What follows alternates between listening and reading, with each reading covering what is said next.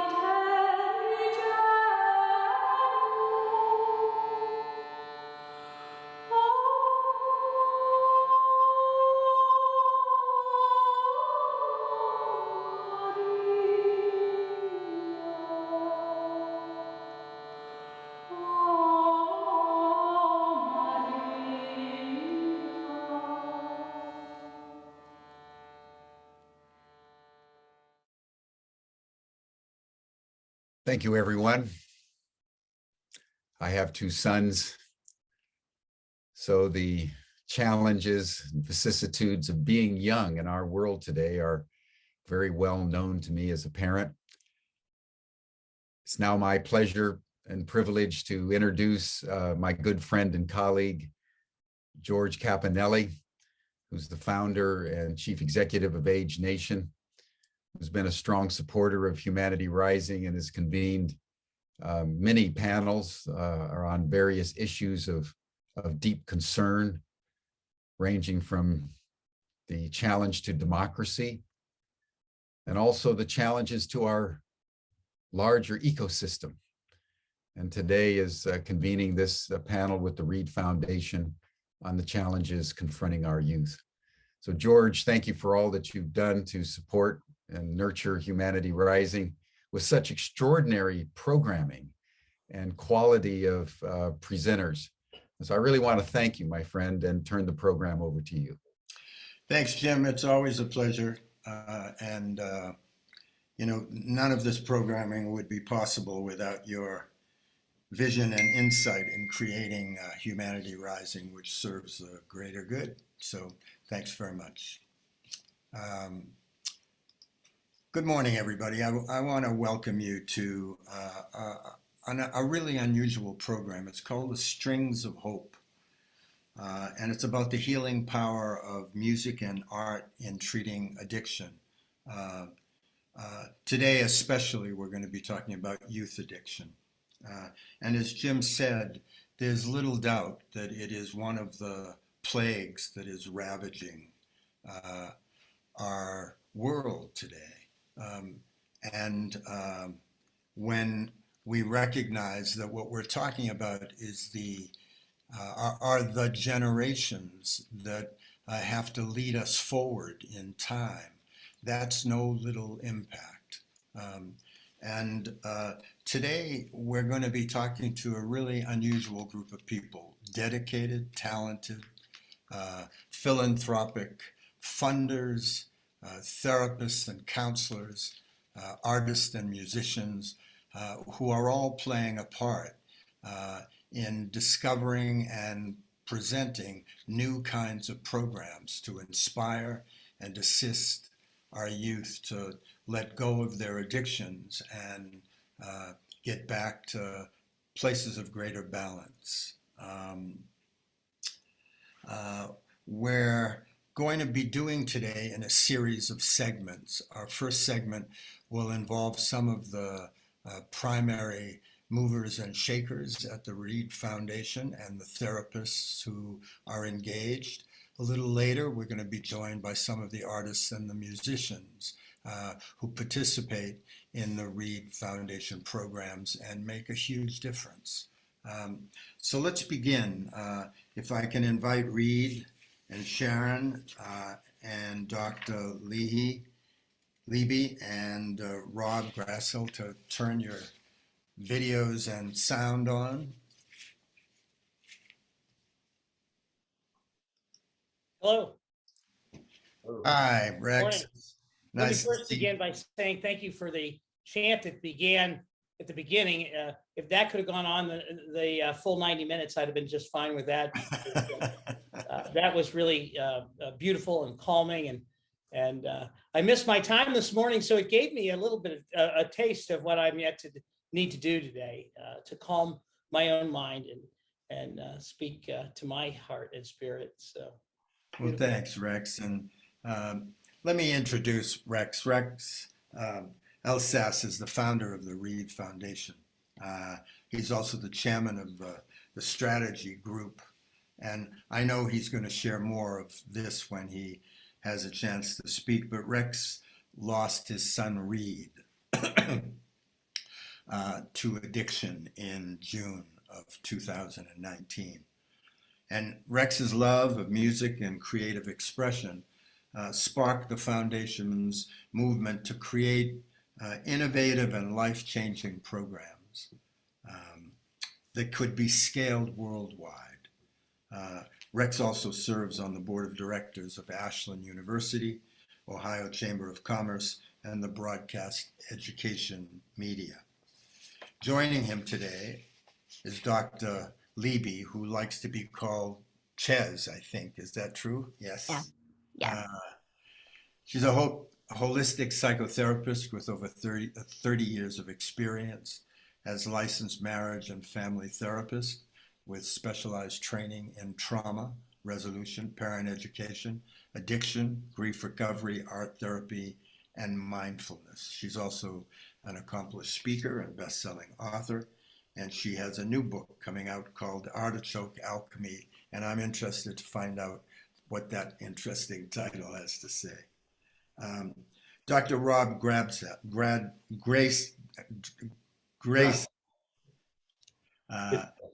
is the founder and CEO of Base Camp Recovery Center. Rob is a former emergency medicine physician at Grant Medical Center, an inner city trauma facility in Columbus. He's also experienced as a young man growing up in a neighborhood that was hit hard by the opiate crisis, and that has helped shape his personal mission. He's going to talk to us about Base Camp Recovery and some of the work he's doing with the REID Foundation. We may be joined by Sharon Shrieber, and when she comes on, we'll give her an introduction. Oh, there she is. Good morning, Sharon. So Sharon is a founder of Brand Weavers for Health, an integrated fundraising, branding, and communications consultancy, and Healthy TXT, a digital engagement platform to improve health and wellness. She serves as a consultant and strategist to the REID Foundation, as well as to the Goodness Tour, which you'll learn about in a little bit. And her work with UCLA Medicine and LA Care was published in Pediatrics Journal and featured at the Cleveland Clinic's Patient Empathy and Innovation Summit, something that I think I probably should have attended.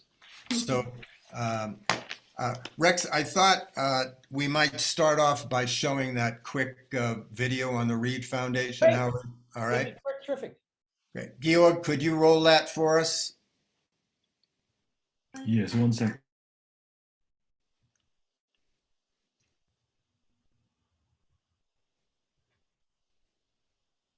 Georg's in Germany, so there's a little bit of a delay sometimes. You know, we live in this strange world where we're all in different places, but yet we're all together, huh? Here we go.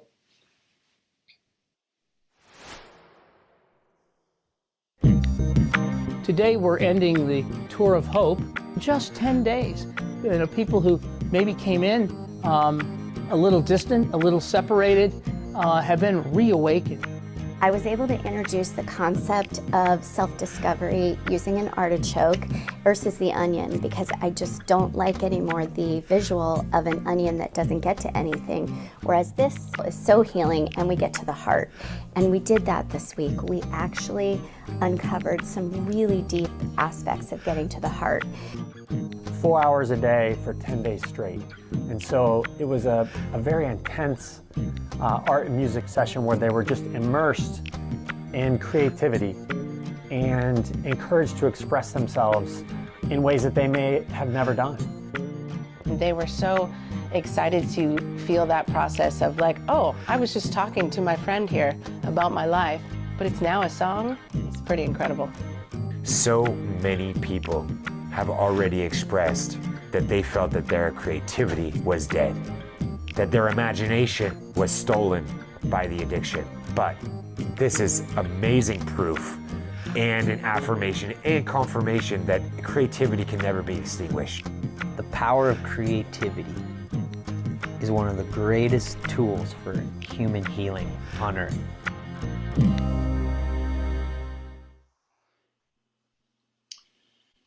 Thank you, Georg. So Rex, tell us, personally, I mentioned, the loss of your son and talk about how this happened in the way that it has.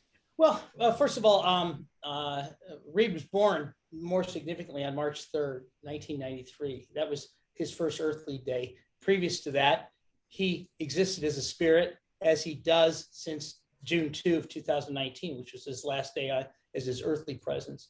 But his life left me an important mission and a guidepost that kind of, I guess somewhat changed my direction, at least lessened my enthusiasm for what my vocation was, or I thought my work was. and has given me a greater, larger mission in a scope beyond perhaps even just this world. And the reality is that during people's time on Earth, it's unnecessarily filled with trauma. And I believe the root cause of addiction and many of the things that cause all kinds of other maladies, irrespective of age, is unresolved trauma. And what we are doing through a litany of ways, and music and art certainly is foundational, and particularly the programs that we're running here dominantly in Ohio first. More of the national programs we're involved with other modalities that also can bring about incredible healing. But the reality is that until people realize the freedom that's within and the joy that can be felt and experienced and the contagious nature of that joy, to be in spirit with one another, to lose the sense of ego and to unleash the freedom that exists in all of us, that we often need to discover and don't really know, and maybe takes us a lifetime or maybe many lifetimes to discover. And so the work of the foundation is principally to focus on unleashing the spirit within us that Reid loved most of all, which was music, which kept him alive. I mean, really, the fact of the matter is that you shared some statistics on the front end, but 1 out of 4 people struggle with drug addiction of some sort or alcohol addiction of some sort in the course of their life. And 1 out of every 2 people, at least for a week in their life, contemplate suicide. And 1 in 10 actually attempt a suicide. So that is alarming. And the only thing really to release the monkey mind and to release the trauma that holds us down is to be unleashed to a new freedom that really exists, that can be found naturally within us, and the beat of music and the heartbeat within us that gives us a foundation for the music beat, unleashes a freedom and a joy that can wash away a lot of trauma, most of which trauma is things that don't happen, haven't happened, will never happen, that create anxiety. And so the more that we can learn to live in the moment, which music does, creating does, being a co-creator with God, but when you are in that sense and you understand that, you can be whole, you can be complete, and you can really only do that when you are very focused on who you are, where you are, when you're there.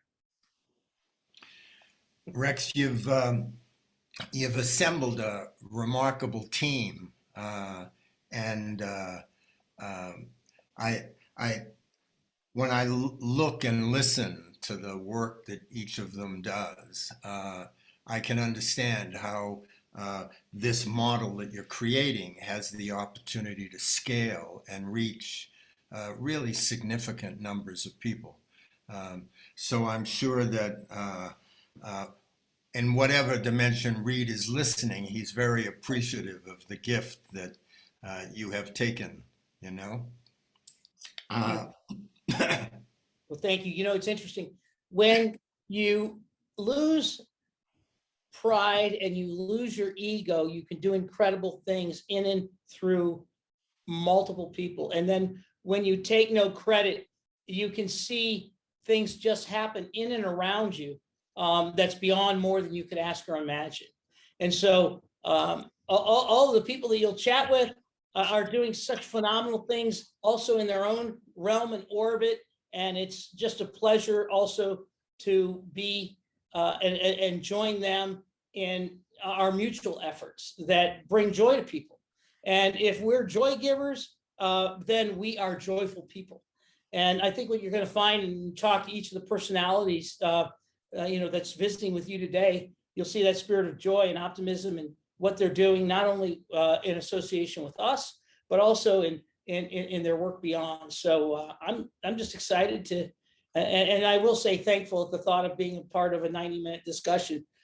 I knew the only way to really have real comfort and peace is to bring multiple friends. Well, you've done that.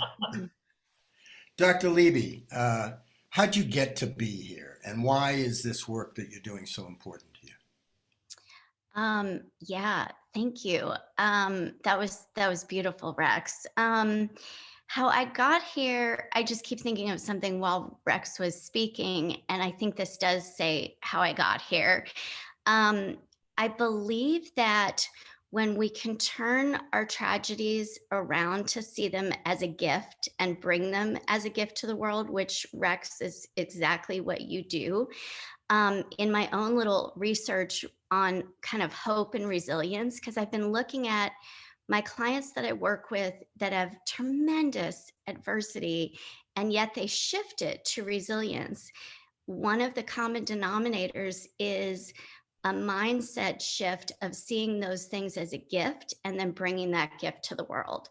So I feel like that's what I've done too, unconsciously, kind of. I had a brother who committed suicide when he was 18 and I was 21. And I was about to graduate from college when he died. It was January 16th. So it was right in the last semester of my senior year. And I got that call, and I can remember exactly where I was, what I was wearing, what was happening in that, we call it in psychology T-1. It's the trauma minus 1 second. I can remember everything about that 1 second prior to the trauma hitting. And then the news got broken, the trauma hit, and everything was kind of a blur in my psyche. So at that stage in my life, I wasn't going to return back to school. I was like, there's no way I can graduate. I had a job at Applebee's. I was like, I'm not going back to Applebee's. You know, I can't do it. And by the grace of God, I was in a graduate level course called Death and Dying. And it was the only course I could take as a senior, not in the program yet. And I called that professor to say, you know, I'm going to be dropping out of school. I don't know when I'll graduate. It's okay, but, you know, I need to be with my family. I'm grieving. And that professor said, if you have the courage to get on the plane and come back, it will really help you in your career, but in your own healing. And so I did that. I made that happen. And that directed my whole path to then want to understand as much as I could about teen suicide, what to do, how to treat it, to understand why that happens. So that's how I got to where I am today. And I thank my brother, because that was a gift that got me sitting here with you all, you know, and able to do these things. I grew and expanded and moved into art and other creative expressions because I learned that, particularly working with kids and teens, talk therapy doesn't work. So they need mediums. They need music, they need art, they need a creative expression, they need something to separate themselves, and then they will freely express. But just talking about issues doesn't happen. And we're all that way. It's not just teens, but when I work with couples or families, same thing. So that's in essence where I got to where I am today. And it's a continual evolution into more and more creativity, less and less talk. So I'm going back to being a kindergartner more than, you know, a graduate level anything.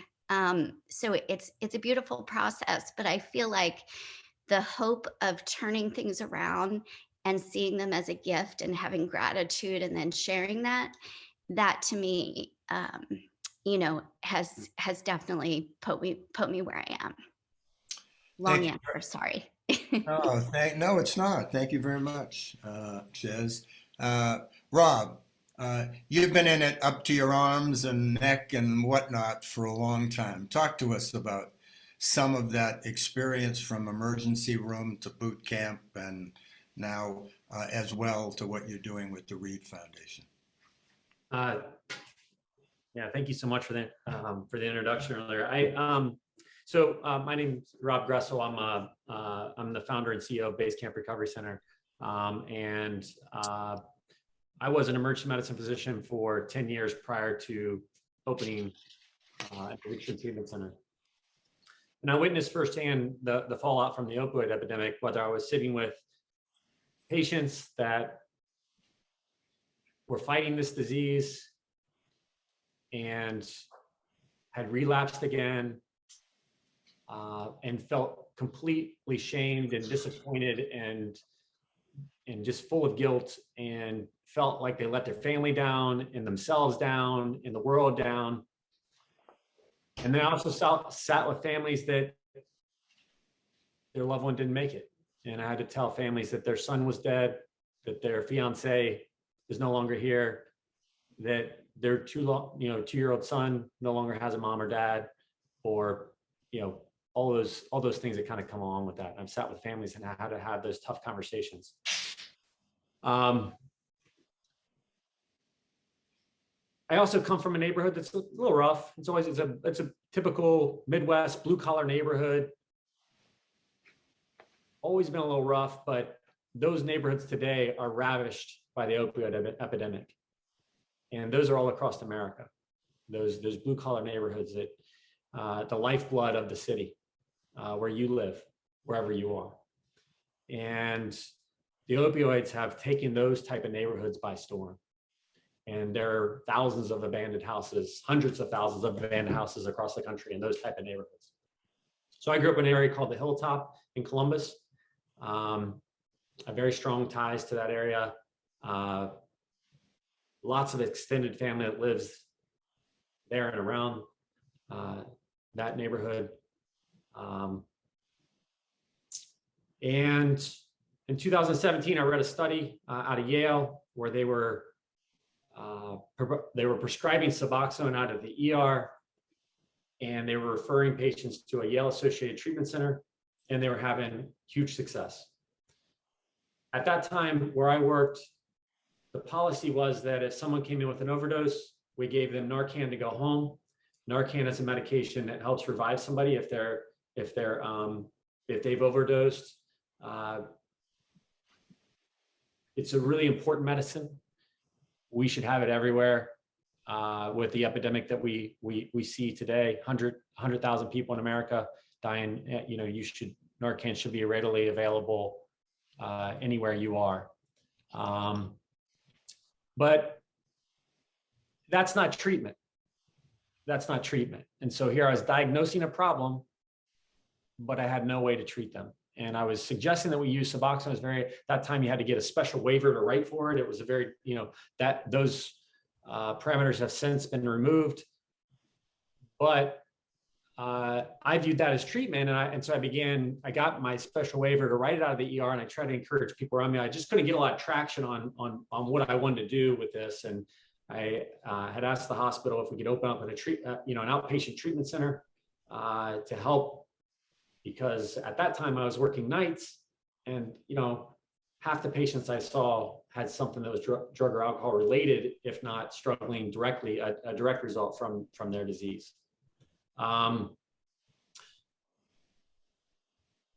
This is a disease. It's a brain disease.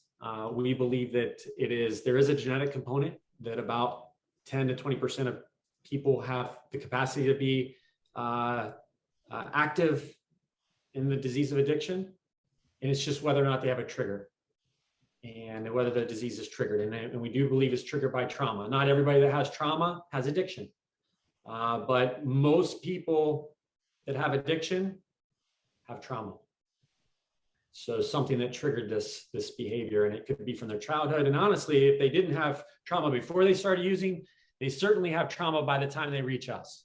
And so in 2019, so just kind of take you back. In 2019, I quit emergency medicine, and I went back to my old neighborhood, and I opened up an addiction treatment center. I thought I was going to open this little small place on the corner and just try to do what I could. And as I began to discuss this, it grew. We started with 14 staff members. We now have 35.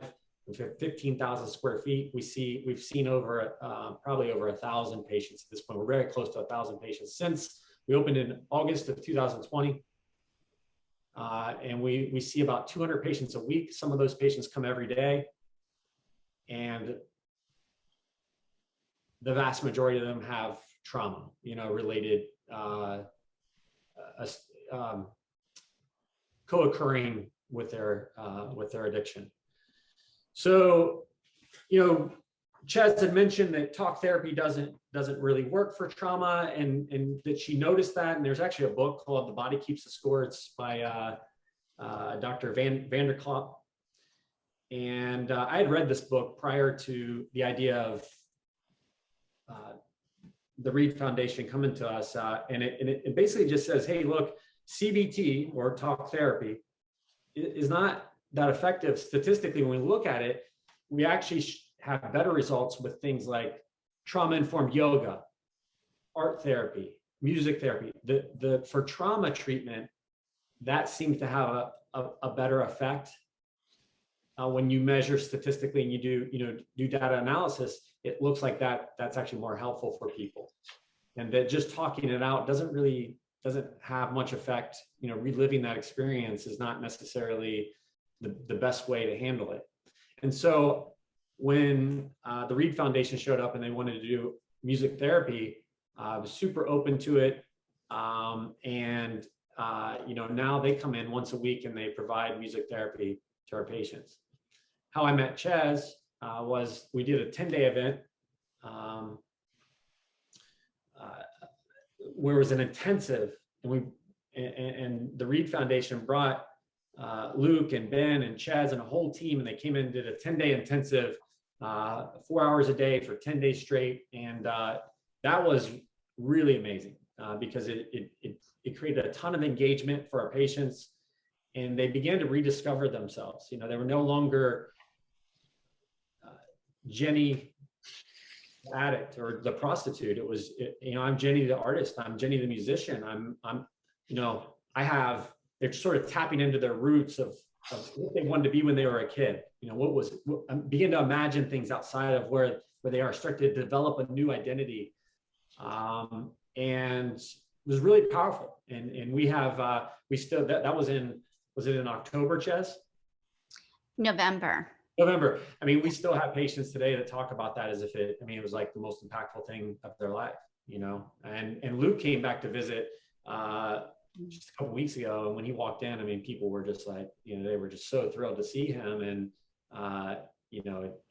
it certainly was a life-changing interaction for our patients. So it was very powerful. So, Rob, that's you call that base camp therapy, a base camp recovery base camp recovery center. Yeah, and we're gonna introduce Benjamin and Luc and some of the other folks to the audience briefly. Sharon, talk to us a little bit about how you come to be a part of this group and why it matters to you.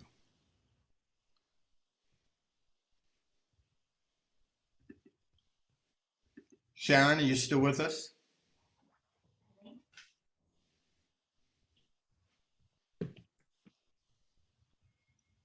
Apparently, we've lost Sharon for a little bit. We'll see when she comes back. Rex, tell us how you see this process that the REID Foundation is creating, scaling, and making a difference. I know Erin is with us also as well as Sharon, and she can speak to this a little bit, but she's working with us to find locations to provide music therapy weekly. While we've dominantly been in rehabs right now, we're also looking for other locations that include senior citizens, that include potentially prisons, and we're in conversations with some of those people now. Wherever there are people who are hurting that can benefit, who have been affected by trauma, which is just living in this world, frankly. And there's, you alluded to the pandemic. We didn't need a pandemic to discover that we are surrounded with trauma and we are filled with trauma. And we don't even know the source of it necessarily, but we know the anxiety of it. And it's amazing, once again, that we already have the tools to be separated from that, and then to be united with each other, with everyone else, with understanding when you no longer are focused on your problems, you see your possibilities. And so that's really what we're doing. we've kind of really started focusing on rehabs because obviously that was my central focus because of Reid's climb and obviously our grave sadness in losing his life on this earth. But he inspired so much, and he lived a life of joy. And one of the reasons was because of the power of music. So there was no way not to honor him and to learn from him the power that also we could extend a real meaningful way of instilling love in other people's lives by inspiring them to look beyond their problem and see their possibility by seeing the power of music, the power of art, the power of creativity within. And so that's what we've done. I might ask Erin to talk a little bit about what we're doing to currently go about providing this. She might also talk about here in this state, we also are looking at making sure that that music therapy specifically is understood by the state, that there is more to this than just you and I believing that there's power in the love of music because we love music, but having the legislature recognizing music therapy as a true method to bring healing to people and to have it legislatively recognized. So with that, I'm going to ask Erin to pipe up and join in. Oh, it looks like Sharon's back too. So yeah, I'll let you have the microphone back. Good. So Erin, we didn't introduce you before. You're the founder of Central Ohio Music Therapy. You've done an internship at the Cleveland Music Settlement and Cleveland Clinic, and you've done a lot of other things. And you're an important part of all this. Talk to us a little bit about why you do this work and how it's important to you. I was blessed to be able to find out about the field of music therapy when I was, ending high school, and I hear a lot of people tell me I would have gone into this field had I known it existed. So I had that great fortune, and I very quickly learned how impactful music is on us as human beings. It is one of the things that it really does activate more areas of our brain than most other things in this world. When we engage with it really does activate so much of our brain. When we're having just a conversation or we're doing a certain specific activity, there tends to be a lot of brain activity going on in certain very specific regions because those are the centers for that job. But music is activating things all over the brain. And so it is an incredibly useful tool for rehabilitation, for habilitation, for health and wellness, because it really helps our brains work to the best that it possibly can. We've seen instances where, there's been injuries and disease, and there's certain areas of the brain connections that are not there or not as strong as they used to be. And through strategic music interventions and participation, where people are actually able to create new neurological routes in their brains to be able to successfully regain the skill or even gain the skill that they were struggling with. And that applies, with certain various tasks, but also as well as our overall mood and anxiety and all of those things as well. So that's where you see music therapy working with all ages. We're in NICUs, we work with adults, we work with youth, we work with end of life and hospice. Music is universal. So the possibilities for who it can help are also really, universal. And so in my company, we've been really blessed to be able to team up with Rex and the REID Foundation. We have board certified music therapists. We have therapeutic support musicians that are going into facilities, working with agencies, working with people to help empower them through music, to help them learn how to access music, learn how to play instruments, do songwriting, to help with self-expression, build playlists for themselves, all sorts of things. And so we're able to do that. We're currently in central and southeastern Ohio, and we continue to expand to new places. Thanks very much, Erin. Sharon, you play an integral part in this process and in bringing it to different centers and whatnot. Why? What brings you to this work? Wow. So I got involved. I've known Rex for some time now, and he's a very dear friend. And I have had the opportunity to meet Reid. And the most important thing I remember about Reid is that there are certain people that really are engaged in other people's lives and ask you questions, and you can tell that they care, and so empathetic. And I was just so impressed with him when I first met him and his spirit. And so when Rex asked me to get involved when we were working on a golf outing, and so that's kind of how I got involved. And it was like, well, how can we turn this from a regular fundraising golf outing to help people really get immersed into what the mission of the foundation is, to utilize the power of music to bring hope and healing. So we called it Swinging in Rhythm, and we were able to bring in, and this is how kind of we first connected with the Goodness Tour. So I brought in, his name's Luc Reynaud, he's a member of the Goodness Tour, along with Benjamin Swatez.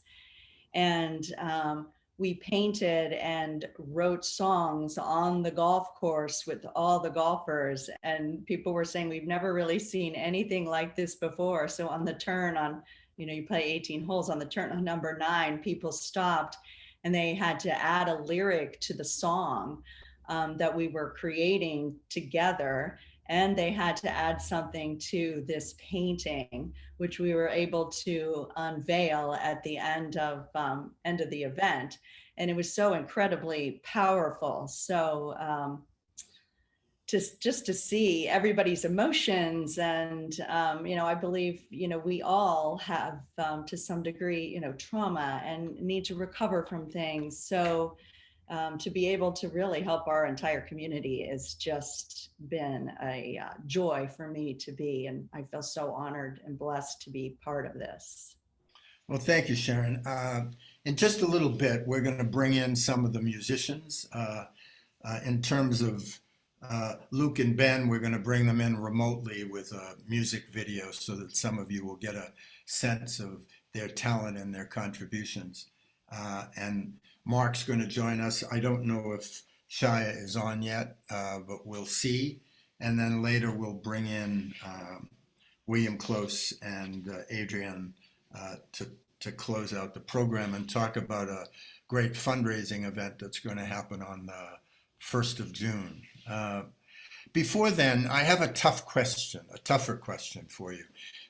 It's absolutely clear that each one of you is deeply committed to supporting those people who suffer from addiction and are the recipients of trauma that puts them in this position.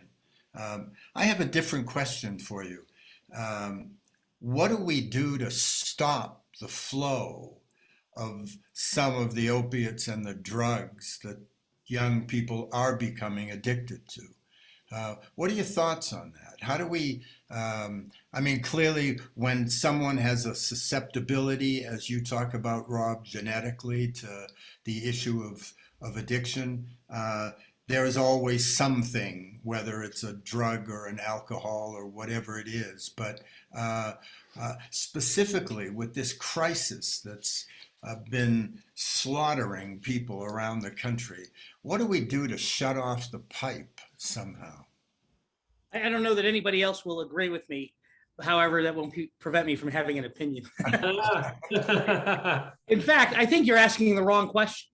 Good. Stopping the flow is not the solution at all.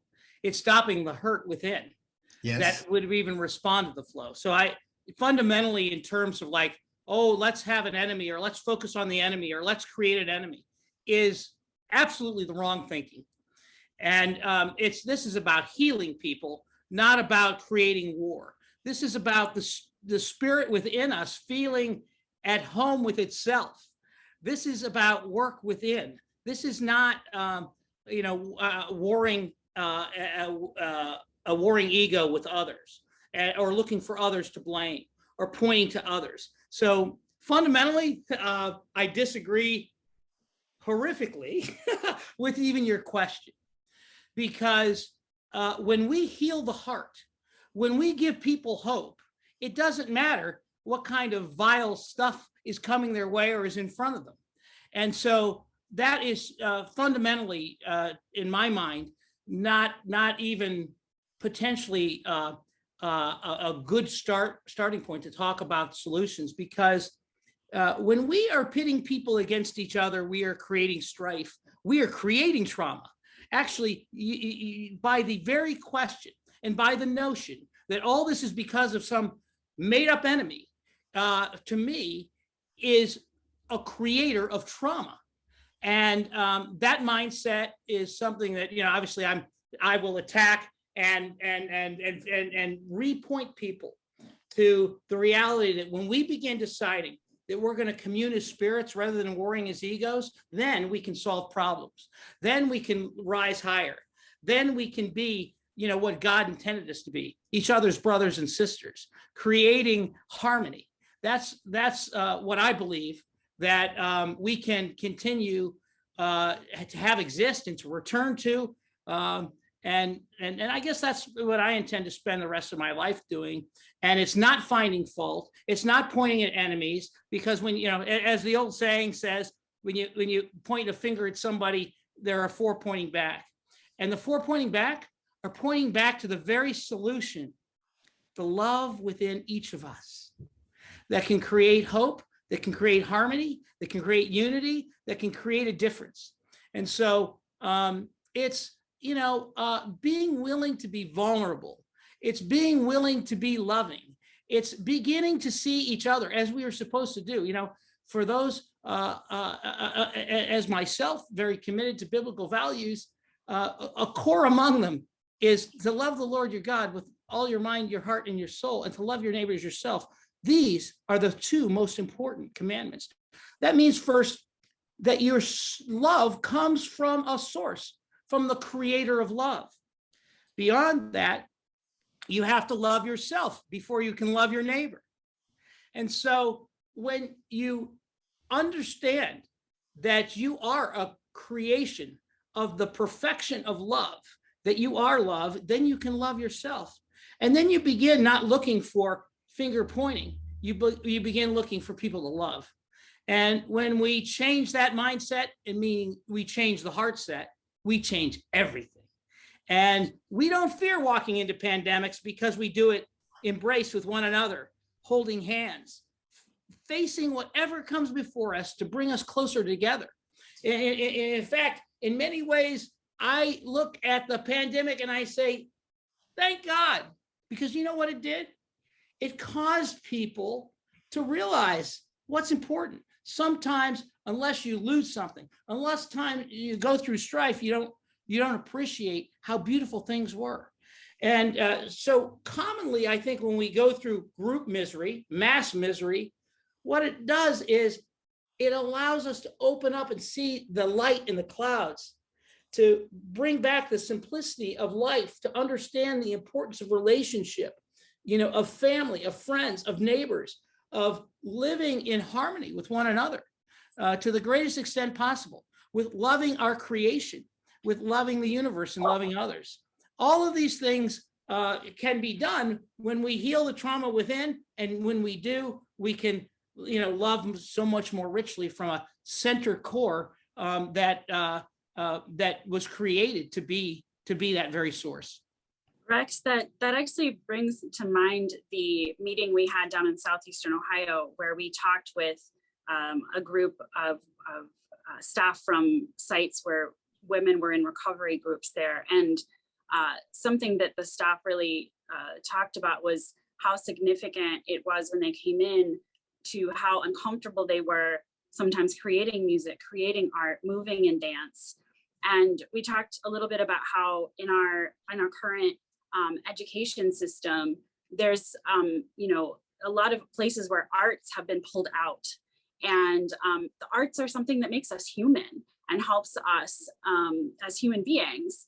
And so when we're talking about addressing trauma and being, human beings, I think that's a piece of it too, is really looking early in life at access to the arts and encouraging use of the arts and addressing trauma and living healthy lives as early as we can, I think is a piece of it.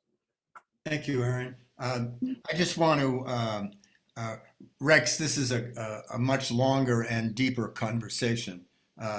My perspective supports the premise you're talking about in terms of love and the healing of trauma and all of that. And it still doesn't excuse, not by making them enemies, it still doesn't excuse the fact that there are people that are putting in the hands of young people drugs and things that exacerbate a problem. And yes, it gives us a chance to heal. I believe entirely in the quality of the work that you do. I do similar quality of work in my world. But, and it's not about making enemies. It's not about dividing us. There's enough of that garbage going on in the world. But I do believe that as a society, we have a responsibility at times to prevent the availability of some substances that do harm, and that we can do a better job of that. And no, I didn't mean to attack you with my diatribe of that's love. okay. It's good. I love your passion. I'm not at all insulted by it, and I can, I handle it. It's so easy though to villainize or to create an enemy, and we all can become so addicted to that. And so I guess in living in the world that we do, perhaps I'm overly sensitive to a question that causes everyone to focus on who some kind of imagined enemy is. And I just don't believe that there's healing in that. I don't believe it's godly. I don't believe, so it's a valid question. I'm sure you intended it correctly, and it was just received obviously because of so much that we see, so much hostility that's created. I dislike very much when people kind of galvanize, and I'm not suggesting you did this, but when people galvanize constituencies or people against each other for other purposes than healing, I immediately react, and I become sensitive to that over the recent years, and that's read through me. No, and I understand, and I couldn't agree with you more. Division and all of that is not to our best interests. We have a number of other people we want to include while we have the time. Is Shiah on with us? I know Mark is. Apparently not. Mark, are you here? I am. There you are. Yeah. So, Mark, you're one of the gifted souls that brings music and to the world. Talk to us about your involvement in this process. Well, I started about a year ago.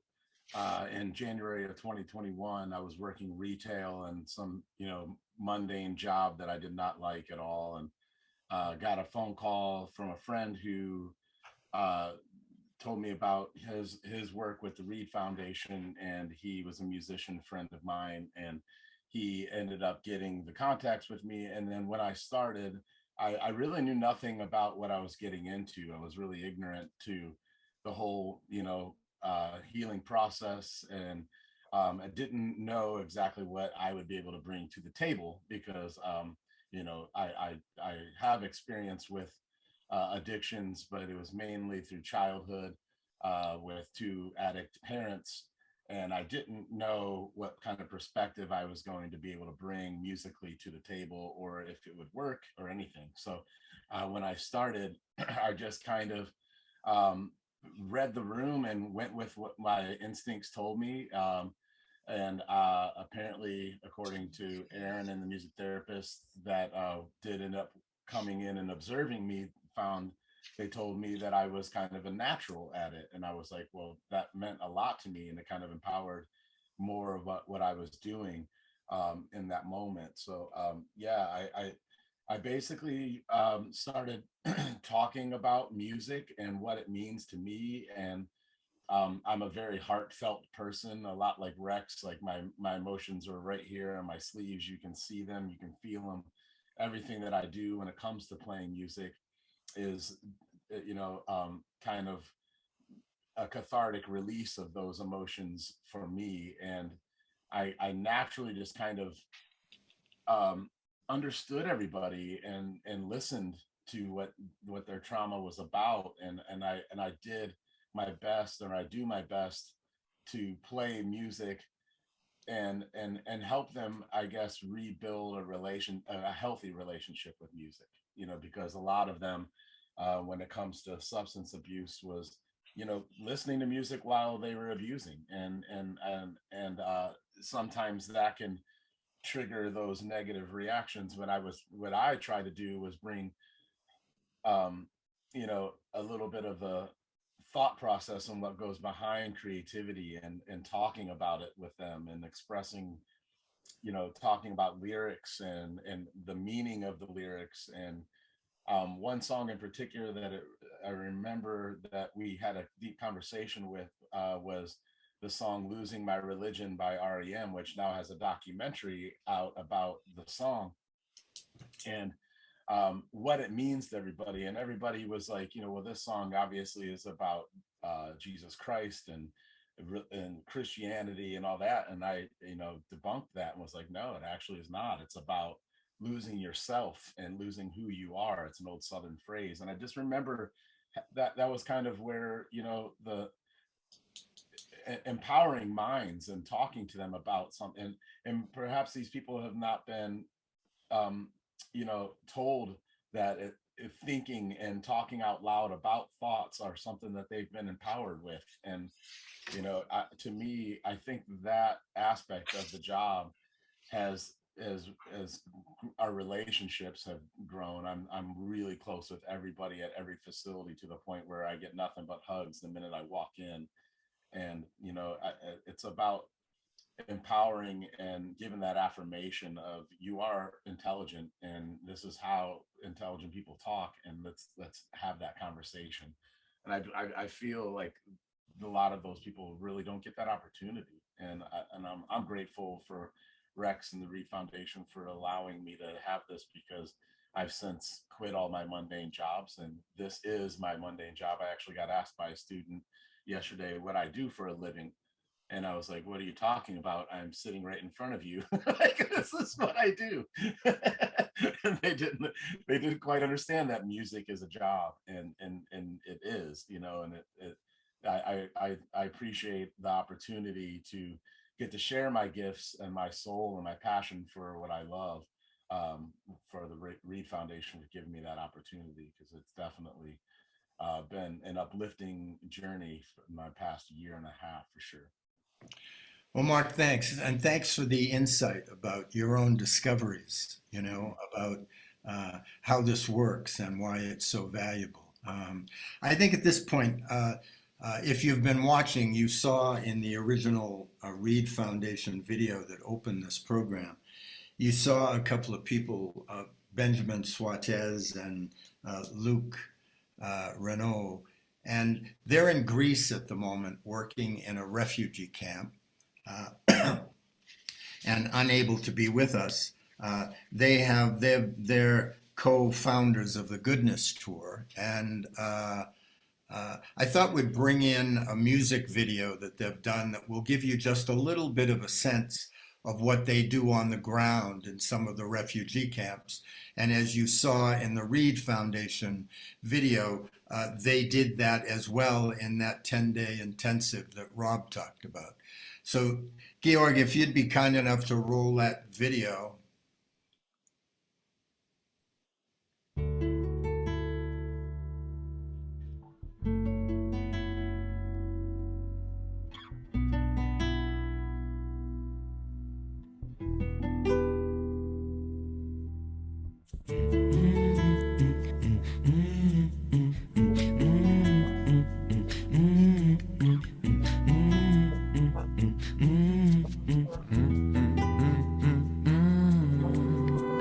Why would you not want to see somebody shine? Why would you not want to get your whole mind blown by this love? And if you get it, you could really fly by seeing all your folks grow and climb, because you lift them up. I got those thorns and those bitter seeds, but I always share the sweetest part of me, because I'm not equipped to judge. So every day I keep joy in my walk, love in my talk, peace in my house. I keep joy in my walk, love in my talk, peace in my house. You're welcome to my house. You're welcome to my house. You're welcome to my house. You're welcome to my house. You're welcome to my house. You're welcome to my house. I've been severed from the family tree, and there's an itty bitty friend in me that says no, you can't go up. And I've been dancing with him my whole life, and a friend, I'm gonna make him mine, and let's go. We'll be smiling up. So every day I keep joy in my walk, love in my talk, peace in my house. I keep joy in my walk, love in my talk, peace in my house. You're welcome to my house. You're welcome to my house. You're welcome to my house. You're welcome to my house. You're welcome to my house. You're welcome to my house. Riding on that path to free. Come on now, you and me. All the food I have on my shelf. When I grow that joy in myself. And how I love to see my friends shine. Always coming with that smile. And we'll be climbing up. Everybody with a full cup. You're welcome to my house. You're welcome to my house. You're welcome to my house. You're welcome to my house. You're welcome to my house. You're welcome to my house. Even if you kick me out, you're welcome to my house. You're welcome to my house. You're welcome to my house. You're welcome to my house. You're welcome to my house. Welcome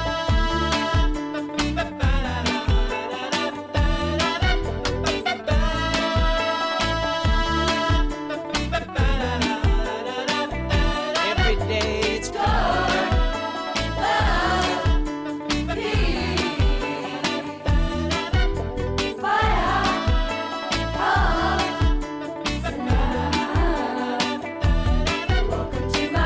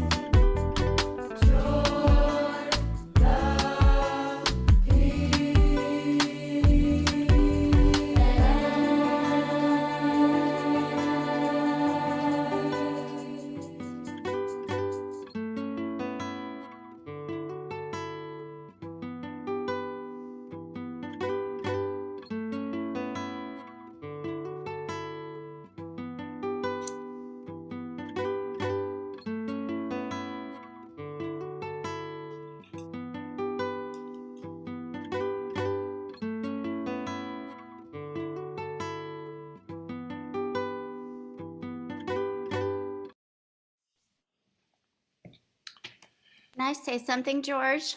You may indeed. Thank you. So that video, I did write it in the chat, but it was filmed in a Syrian refugee camp in Jordan. And it started, I hate that the guys aren't here to tell this story, but I'm going to tell it because it's my favorite song of all time. So it started where it came out of the fact that these refugees who were in little, kind of make-to homes, and they're running from war zones. They invited the guys into their homes and said, "Welcome to my house. Come in, come in."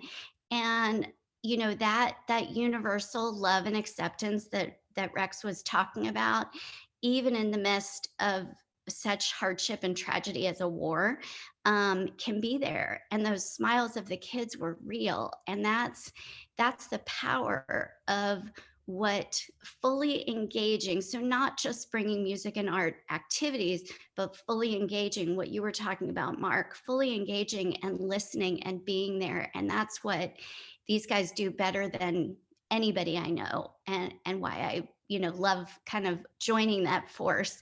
But it makes a difference, and you see that. And that's when you were talking about prevention. That's a real passion of mine, because I feel like these kids that we saw in that video, they're the parents of the future. They're the leaders of the future. They're the politicians of the future. They're everything of the future. And these discussions and these kind of initiatives really need to happen at that young age. I had a girl tell me last night, she's only 12. I had her tell me that middle school bullying is so bad that every day she comes home and cries. So I feel like 12 years old is even too old. We have to start earlier. And beyond the just say no, which served its purpose in time maybe, but beyond that, we need really multidisciplinary prevention efforts. The porn issue, the pervasive amounts of porn that is out there for our youth, that, I have a friend that teaches sexual citizenship courses. That needs to come in elementary school really early, with what those discussions are about drugs, about porn, about just citizenship and humanity and the love and working together. And I also believe, as a family therapist, that it can't just be the kids. We have to include the communities and the families, because if we don't get their buy-in, the kids are out there alone trying to figure this out. So I feel like larger scale, what you guys are doing here, larger scale kind of educational platforms that bring the voices of the kids and their concerns, and then bring kind of the scripts or the answers for how we can navigate this stuff. Because I have a lot of parents tell me, I don't even know how to start talking about sex to my 9-year-old. They kind of need a script, like they need a little way to talk about drugs, a way to talk about these things. So if we can start providing that in a more broad way, and in ways that are not, that are more, what's the word, more engaging, like through music and art, that we can have these conversations, but they're not heavy. They can be, a little bit, feel a little less heavy and more open. So anyway, I just say all that because I'm hoping that these kind of think tanks about really getting the community involved, and the Strings of Hope concert, I know you guys are going to mention that. I see that as a way of bringing together everyone with the mindset of, no matter where you are on the continuum of addiction and struggle and trauma, let's come up with some answers and conversations around what do we do with this stuff. And somebody asked in the chat, is everybody traumatized? I'm here to tell you, never met anybody that hasn't been. Yes, and it could be little things, and it could be massive war destruction trauma, so it's everywhere in between. But yes, we all have a lot of unresolved trauma, and the tools are out there in books, but not necessarily out there in actualization. Like, we need to have opportunities to really try them on, which I think that 10-day initiative, Rob, at Base Camp gave us the opportunity to immerse people in 10 days of trying on tools, like for 4 hours a day, trying them on, really working it. So I hope we have more and more and more and more and more of these, and can bring these great people to the table on a big platform to help try these out. Shiz, thank you very much. I want us to show just a clip of a video of William playing the Earth Harp, which will play a part in what we're going to talk about. So, Georg, could you roll that short piece, please? Beautiful.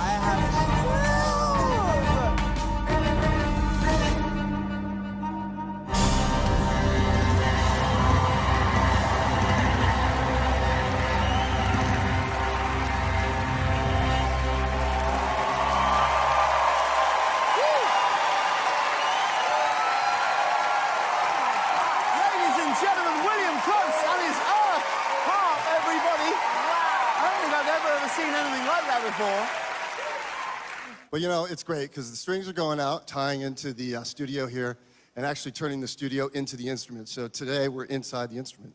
We're inside the instruments. Very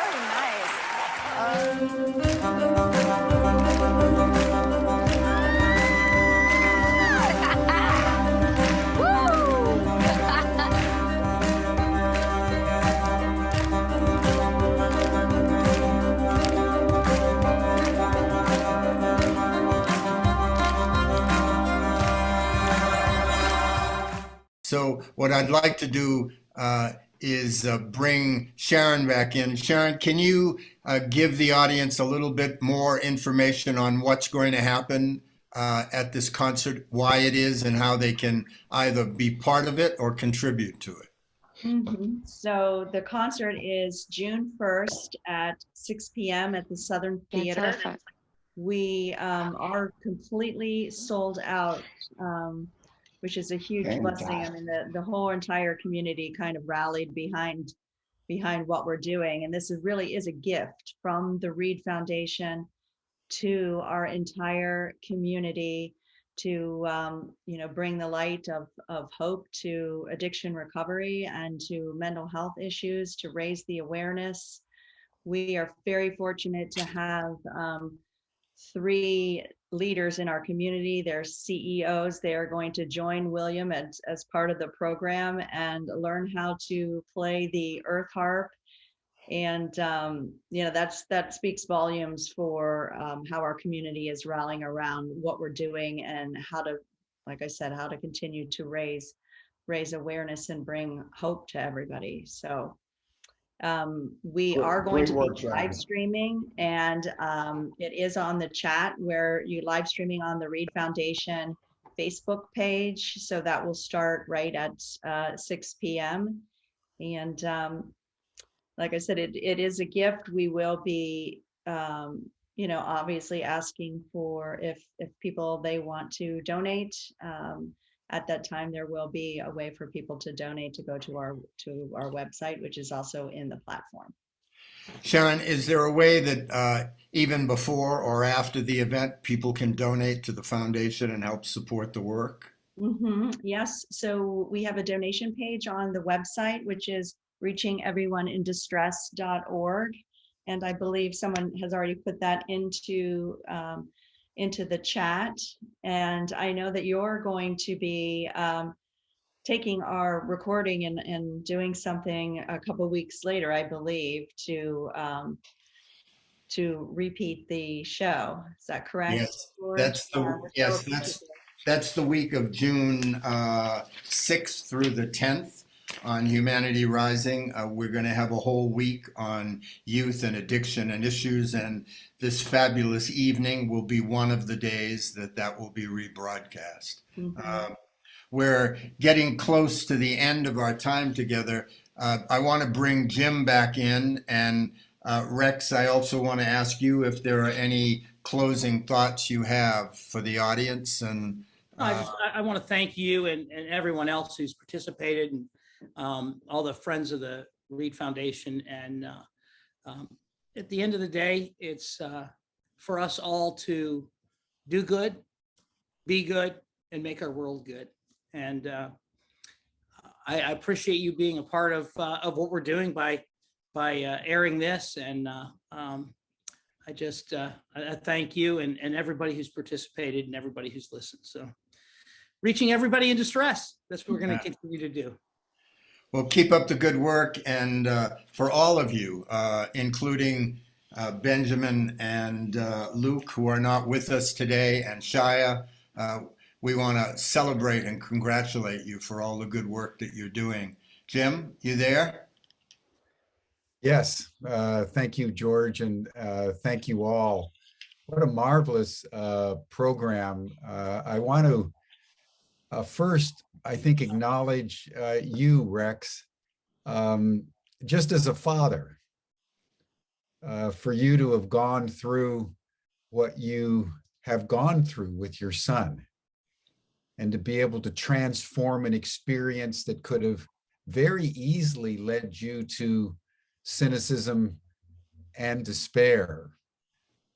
And yet the way you have transmuted that energy, and I'm sure feelings of guilt and shame and remorse and regret, as any father would feel at the loss of a child or a loved one, for you to hammer that out on the anvil of love in such a powerful way, and now bringing healing through sound to so many people around the world. I just want to acknowledge you, just sort of mano a mano, one father to another. Thank you. Because you've been through a lot, and you embody the kind of energy and wisdom, I would say, that all of us need to learn from and seek to inculcate in our own lives. And you're living a life beyond blame for service. And that's the hero's journey. So I just want to acknowledge you and your whole team. Thank you. And Willem, my goodness. I had never experienced being inside an instrument before, so I'm not surprised at all, Sharon, that this concert is completely sold out. The opportunity to be in that experience, and I'm delighted we'll be able to bring part of it back into Humanity Rising. But it was an inspiration just watching the video clip again on this show, just because, you know, if you think about it, everyone, we're all in the harp, we're all in the earth, we're all in the sound, and you're making it explicit in a way that is deeply inspiring and illuminating. So I just want to acknowledge whatever creative genius led you to develop this particular art form, because I think it's a metaphor for humanity on planet Earth right now, coming to learn in challenging ways that we are inside the womb of the mother all the time. Excellent, Jim. Yeah, thank you so much for pointing out. And Rob and Cheralyn and Mark and Sharon, for your work that you're doing. You know, Rob, just out there on that corner, helping people day in and day out, and Cheralyn, the work that you're doing. And it's just been a deeply inspiring session. So I want to thank all of you for caring so deeply about our young. You know, they carry the future for us, and we've abused them. We haven't taken care of them as we should have done, and they're paying a price, and society's paying a price. And the work you're doing is really pointing the way to the future. So I want to thank all of you. And George, thank you for convening this panel. Have a good day, huh? In Yeah, the trail. Good luck Thanks, with your George. concert, and we'll be back in touch. Thank you, everyone.